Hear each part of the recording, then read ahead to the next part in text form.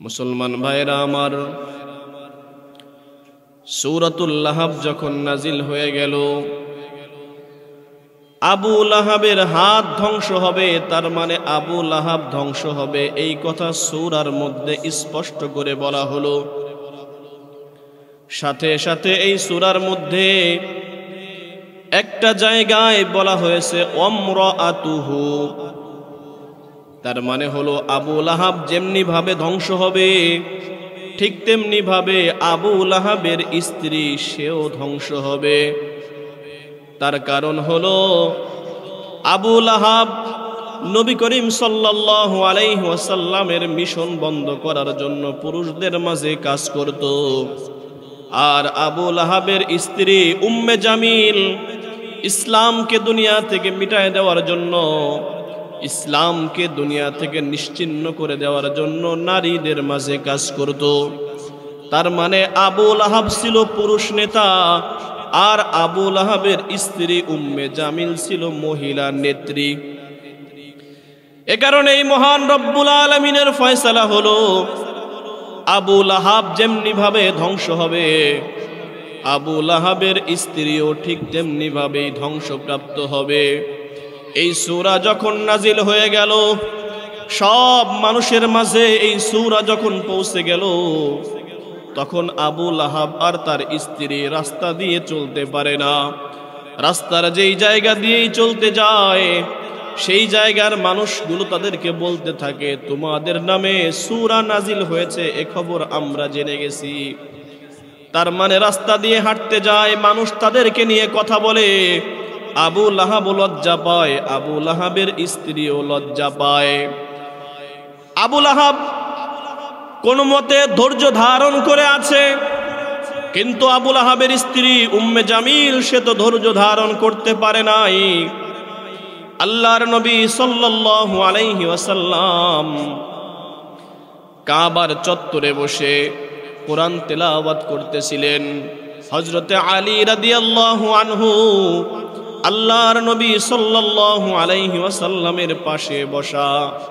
আল্লাহর নবী কোরআন থেকে সূরাতু ইয়াসিন তেলাওয়াত করতেছিলেন, চমৎকার কণ্ঠে আল্লাহর নবী পড়তেছিলেন, ইয়াসিন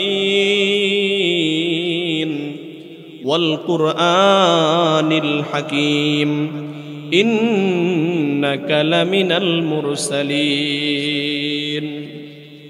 নবীজির মতো ওই কণ্ঠ তো আমার নাই, ওই কণ্ঠ দিয়ে আমি কেমনে শোনাবো? আমি তো আমার কণ্ঠে বলতে পারি। আমার ভাইরা, আল্লাহর নবী সাল্লাল্লাহু আলাইহি ওয়াসাল্লাম কাবা ঘরের পাশে বসে, হাতিমে কাবার মধ্যে বসে কোরআন তেলাওয়াত করতেছিলেন, সূরাতু ইয়াসিন তেলাওয়াত করতেছিলেন।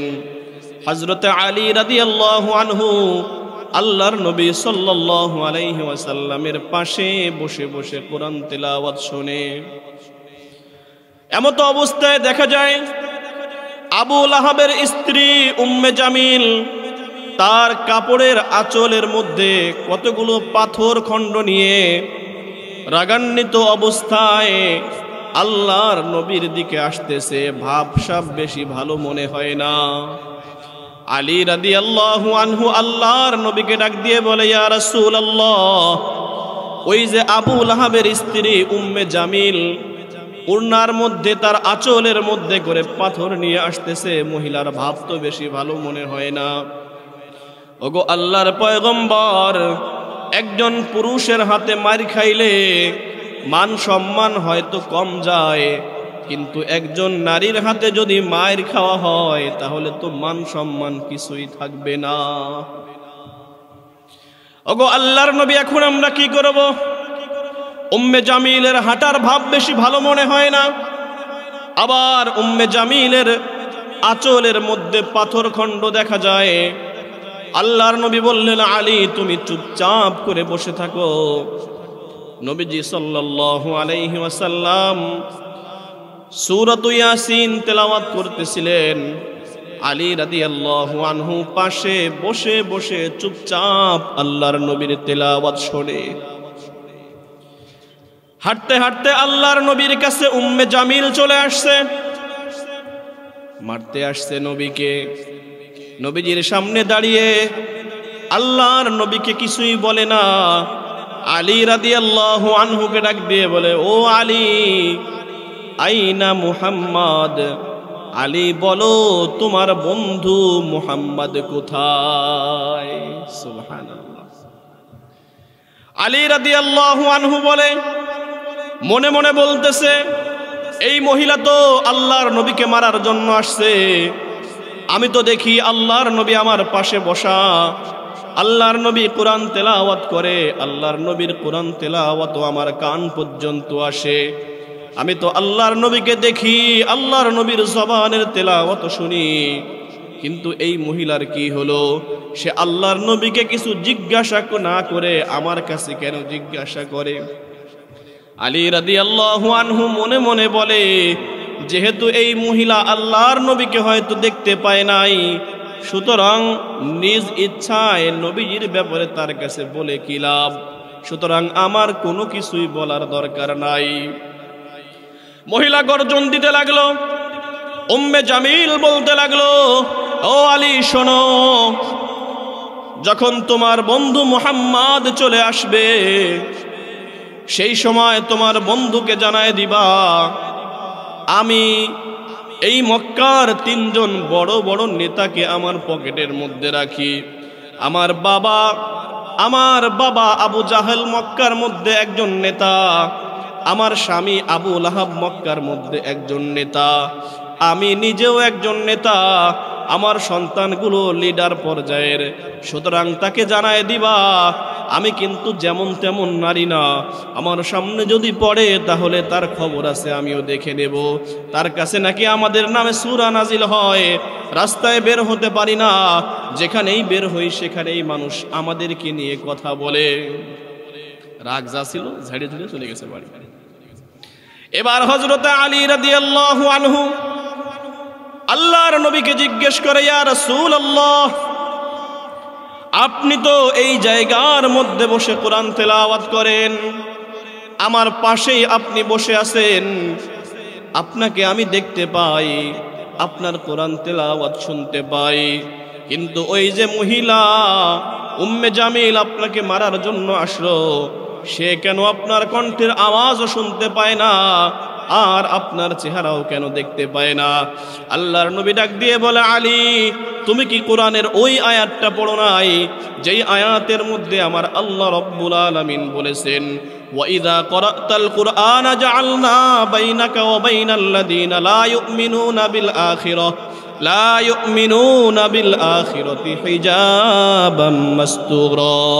যখন কোনো বান্দা আল্লাহর কোরআন তেলাওয়াত করবে, ওই সময় কোনো কাফের যদি আল্লাহর কোরআন তেলাওয়াতরত বান্দাকে আঘাত করতে আসে, তখন আল্লাহ রাব্বুল আলামিন ওই কাফের আর কোরআন তেলাওয়াতকারীর মাঝে একটা পর্দা দিয়ে দেয়, সুতরাং কাফের আর দেখতে পায় না। সুবহানাল্লাহ। আমি কোরআন তেলাওয়াত করতেছিলাম, এটা তো আল্লাহর কোরআনের ফয়সালা, আমার সামনে একটা পর্দা পড়ে যাবে, আমার কণ্ঠ শুনতে পাবে না, আমাকে সে আর দেখতেও পাবে না। সুতরাং আল্লাহর ফয়সালা অনুযায়ী, আল্লাহর কুদরতি প্রোটেকশনের মাধ্যমে মহান রব্বুল আলামিন আমাকে হেফাজত করেছেন। এ কারণেই বদমাশ মহিলা, ওই কাফের মহিলা উম্মে জামিল যদিও আমাকে মারার জন্য আসছে, কিন্তু আমাকে দেখতে পায় নাই। এবার উম্মে জামিল বাড়ি চলে গেছে।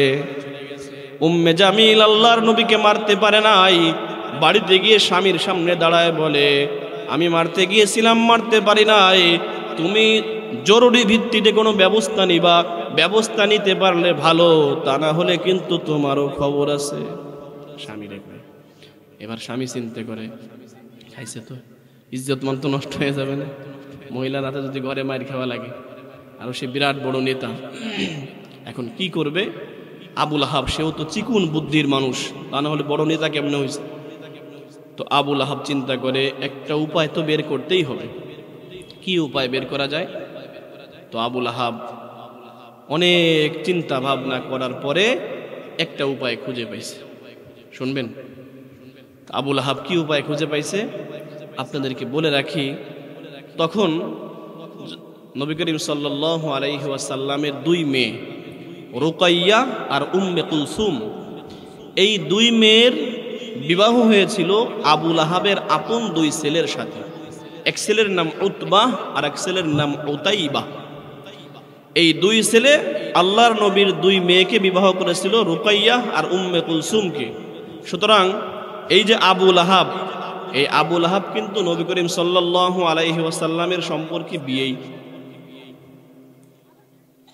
আর আবু লাহাবের ছেলে আল্লাহর নবী সাল্লাল্লাহু আলাইহি ওয়াসাল্লামের জামাই, দুইজন ছেলে জামাই আল্লাহর নবীর।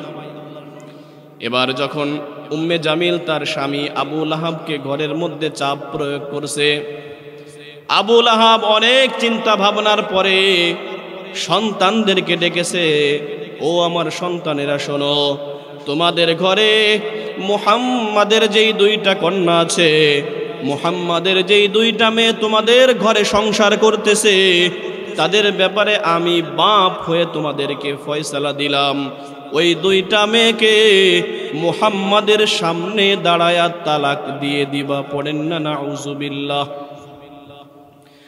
দুই ছেলে যখন বাবার মুখে এই কথা শুনছে, সাথে সাথে মার চেহারার দিকে তাকায়, দেখে মাও রাগ হয়ে গেছে।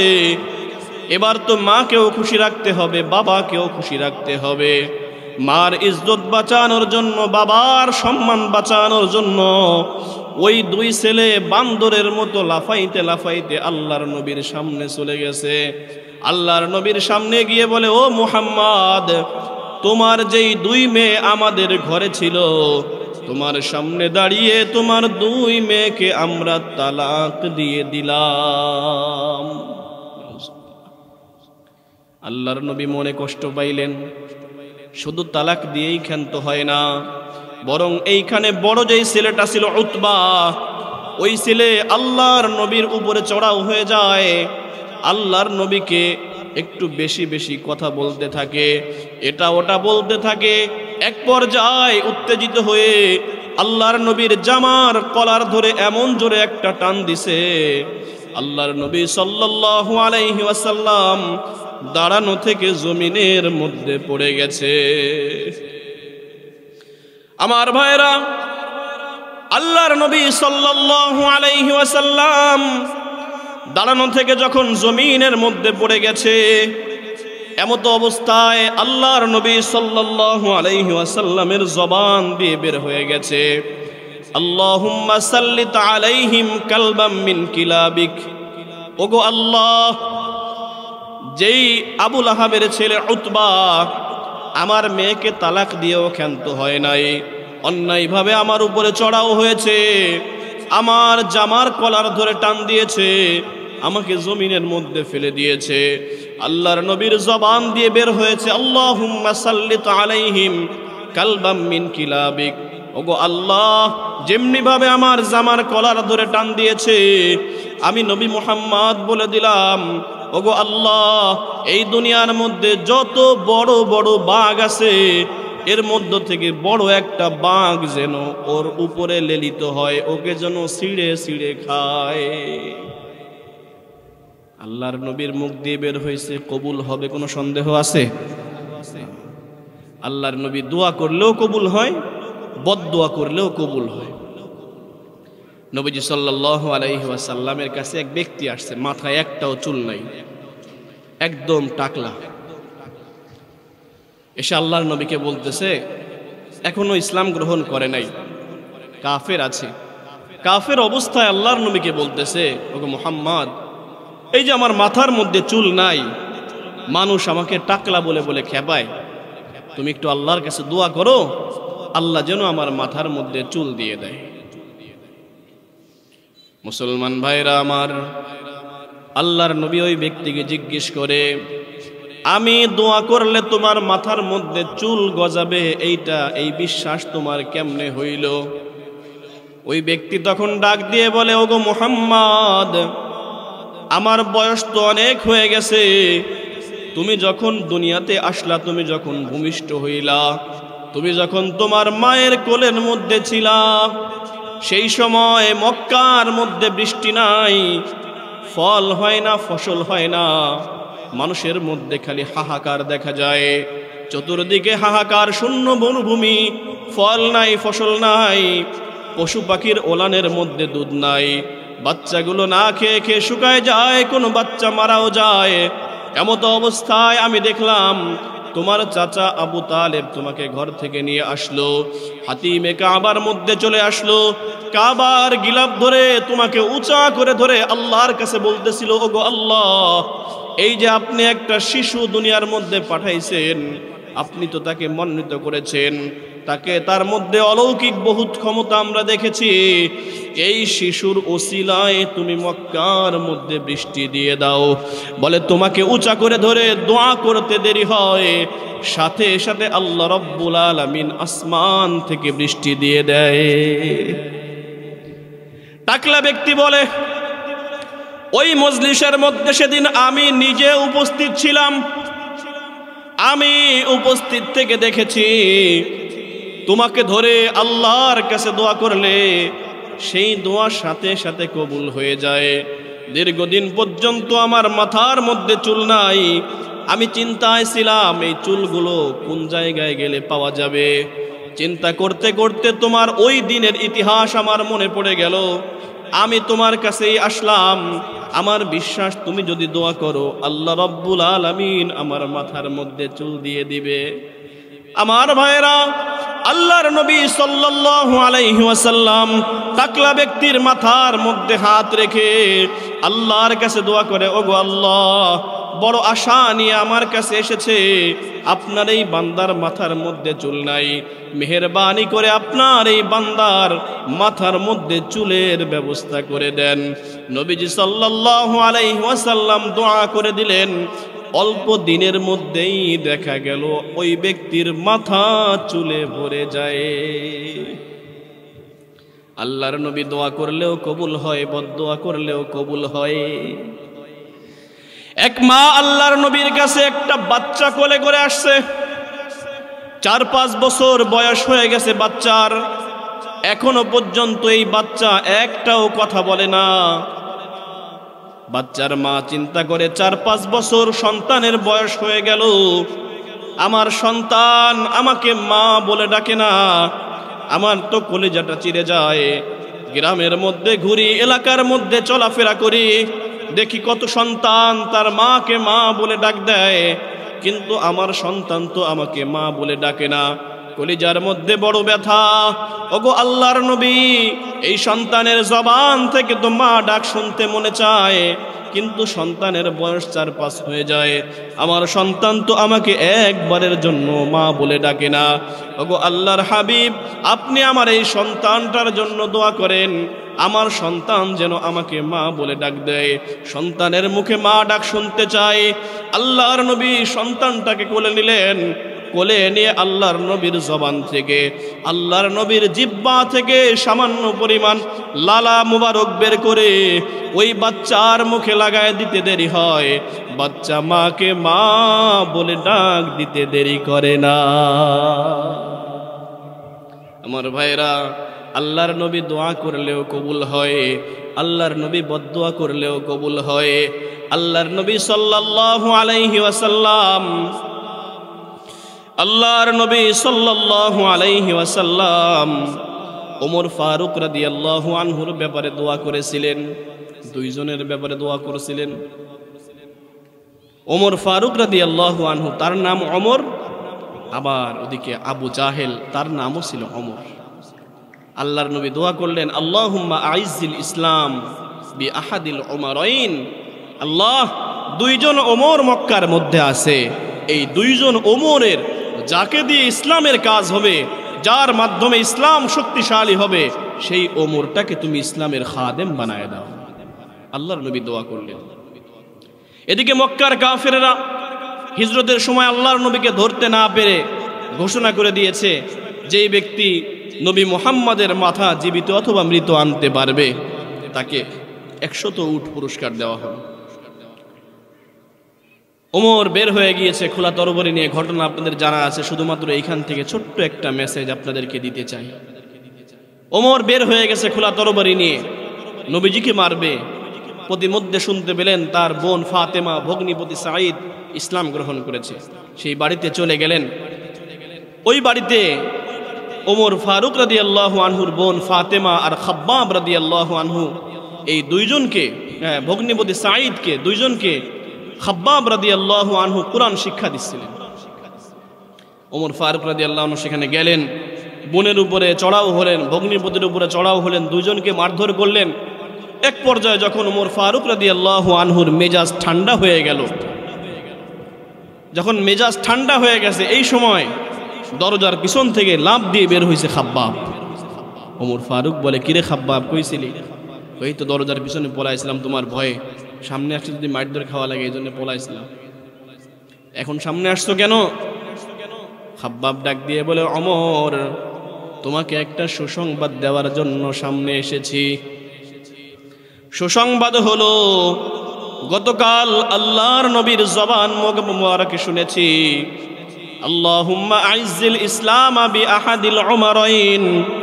ওগো আল্লাহ, দুই ওমরের মধ্য থেকে যেই ওমরকে তোমার পছন্দ হয় সেই ওমরকে ইসলামের খাদেম বানায় দাও। আমার তো মনে হয় আল্লাহর নবীর দোয়া তুমি ওমরের জন্য কবুল হয়ে গেছে। আল্লাহর নবী দোয়া করলেও কবুল হয়, আল্লাহর নবী বদদোয়া করলেও কবুল হয়। ওই বদমাশ আবু লাহাবের ছেলে উতবা আল্লাহর নবীর জামা ধরে টান দিয়ে আল্লাহর নবীকে জমিনের মধ্যে ফেলে দিয়েছে। আল্লাহর নবীর জবান দিয়ে বের হয়েছে, আল্লাহুম্মা সাল্লিত আলাইহিম কালবাম মিন কিলাবিক। এই বদদোয়া বের হয়েছে, ওগো আল্লাহ, দুনিয়ার মধ্যে মোটা তাজা একটা বাঘ এই ছেলের উপরে তুমি লেলায় দাও। ওই বাঘটা যেন এই উতবাকে ধরে টেনে টেনে হিসড়ে হিসড়ে খেয়ে ফেলতে পারে। এবার এই উতবা কিছুদিন পরে মক্কা থেকে একটা কাফেলা নিয়ে সিরিয়ায় ব্যবসার উদ্দেশ্যে চলে গেছে।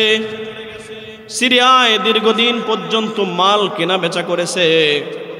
মাল কেনা বেচা করে যখন ফিরে আসবে, ফিরে আসার সময় একটা জায়গায় এসে রাত হয়ে গিয়েছে। ওই জায়গায় তারা রাত্রি যাপন করবে, তাবু গেড়েছে, ওই জায়গায় তারা থাকবে। পরের দিন সকাল হলে আবার রওনা হবে।